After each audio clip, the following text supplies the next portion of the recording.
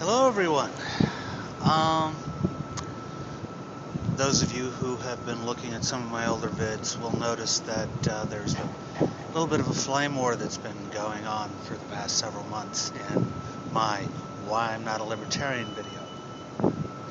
Never mind the fact that I did not make this video for libertarians about libertarians. I made it for my current subscribers about me and my non-relation to libertarianism. Therefore, I didn't use the approved libertarian language. I could do it from a minarchist or anarcho-capitalist point of view. I did it from my point of view, using the language I know. But many people took a great exception to this. And in fact, it is the video which made me decide that being a partner is a good thing, so I can actually be paid small amounts of money to deal with that bullshit.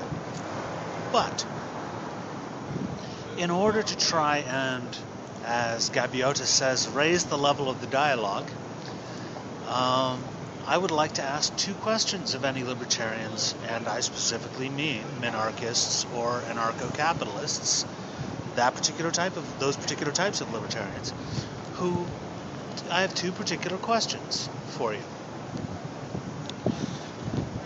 And first, the given.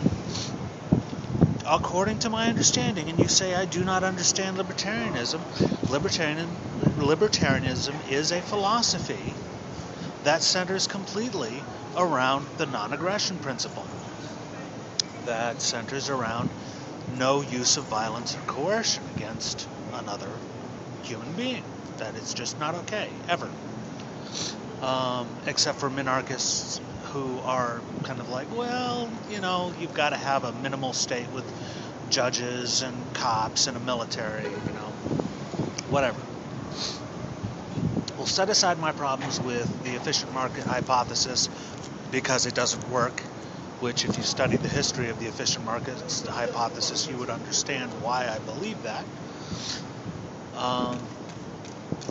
Or maybe you wouldn't. Maybe you'd just be deluded and not realize that there's a huge difference between a mathematical model with unrealistic givens and the real world.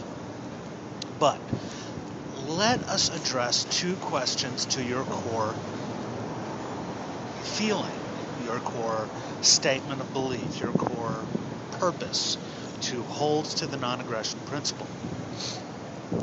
Okay. One is, if you believe that the political meaning decisions made about the science of making decisions about the distribution of goods and resources, and economic, which is how goods and resources are actually distributed, as well as trade and theory of value and stuff like that.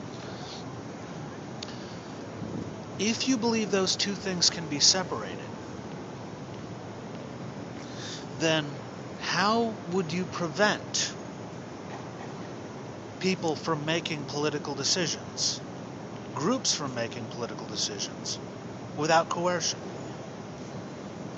And how would you prevent a company that specializes in coercion, especially for you anarcho-capitalists, or for instance a private military corporation, such as Zay or Blackwater, depending upon which time frame you're talking about, they're the same company.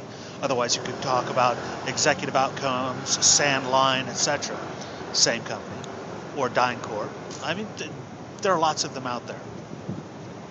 How would you prevent them from making political decisions? I'd just be interested. And especially how you would do so without the use of coercion. And understand, I'm not talking about political decisions against you.